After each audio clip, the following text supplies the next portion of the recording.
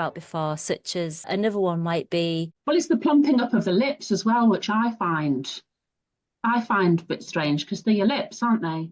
And then, so is that another face yoga thing? What? You can't like that.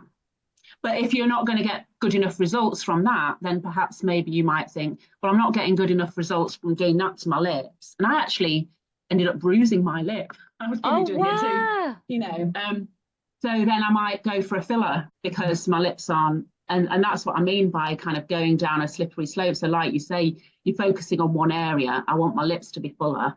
The face yoga is not quite working for me. I maybe got some small results, but so actually the next step is to go and have some filler and then more filler and then more filler. If it's getting to that point, ask yourself, how many hours have I focused on my face to now want filler? Because if you didn't focus on your face for all of those hours, you probably wouldn't think about filler. Does that make sense? And that's what I mean. The facial yoga, you are completely focusing on your face for 20 minutes every morning, aren't you? Yeah. Jennie, over to you. Sock it to us. She's been writing notes again. Trouble is, I have a real problem with remembering the different names for the chemicals, the serotonin and the dopamine and all that thing.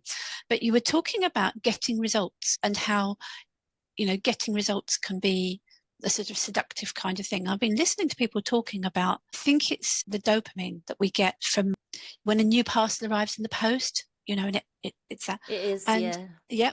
But apparently the reward is not in the getting, it's in the seeking.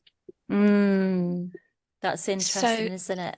And so we're every time you're doing that 20 minutes in the mirror, it's the seeking. And I'm thinking about whether with BDD, that kind of mirror gazing kind of thing, and the facial yoga or whatever it is, or the plumping of the lips, it's the anticipatory seeking of the perceived or the wanted thing, because dopamine drains away very quickly. That's why it's quite an addictive kind of process, because you're wanting, and then it's gone, and so you try again. And I was just writing down that all these behaviors essentially come from fairly simple set of experiences, really. They come from a lack of connection. Thinking of Johann Hari, I don't know if you've read any of his books. Yeah. And seen him, some of his podcasts are just amazing. So, and wanting love and safety and security, and those are the foundations of not going to this place. I was talking to a young person a couple of weeks ago, and definitely sort of bordering on to having, from my perspective, having body image concerns arising. And she described herself as looking like a pug, and how in her sense is that her face is sort of like that of a pug. She's sort of doing this with her hands to describe it. And I was really concerned about her. And then I had a second or third session with her, and I could see how she was evidently able to hold that concept, but also it wasn't driving her into this terrible despair that I might see with somebody who's falling into body dysmorphia. It's like, I look like, but probably everybody feels a bit rubbish about themselves. And it was like, oh, this is a real difference from the work I expected I'd be doing with her. I was really relieved that we were able to sort of see that she wasn't in as dire a state as I thought. Nevertheless, I looked a bit like a pug. This was on her agenda. So I think there's shades of it, aren't there? It's not as linear as this thing is going to drive me into this thing.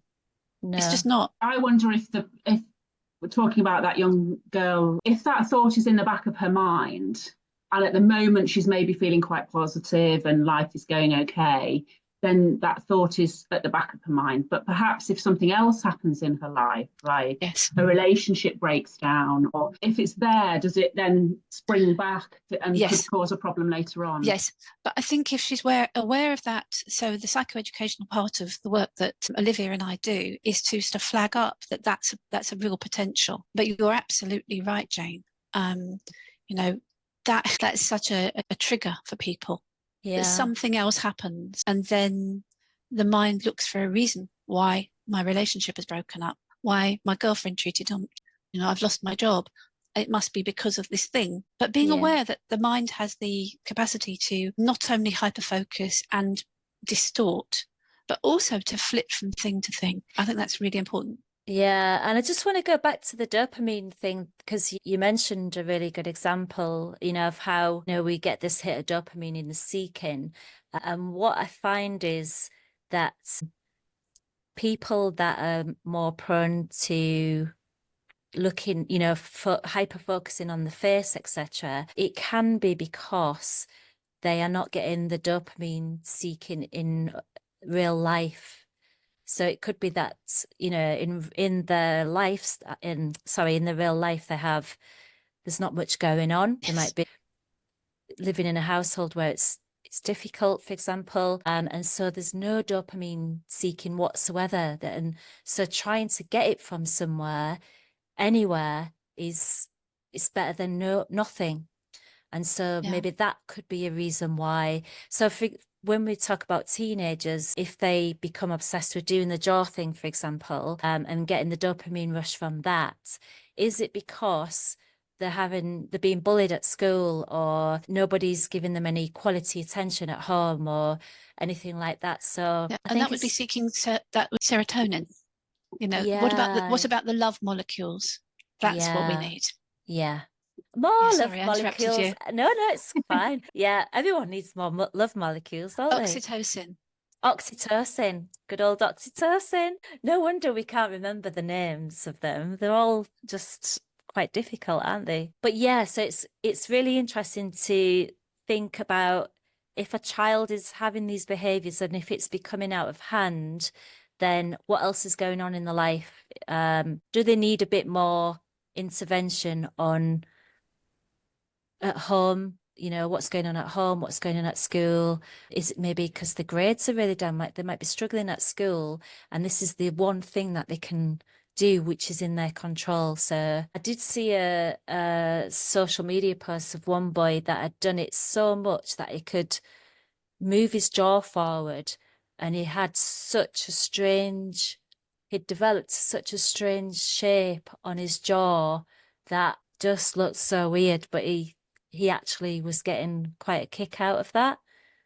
So it can go to the extreme, can't it? When is enough enough?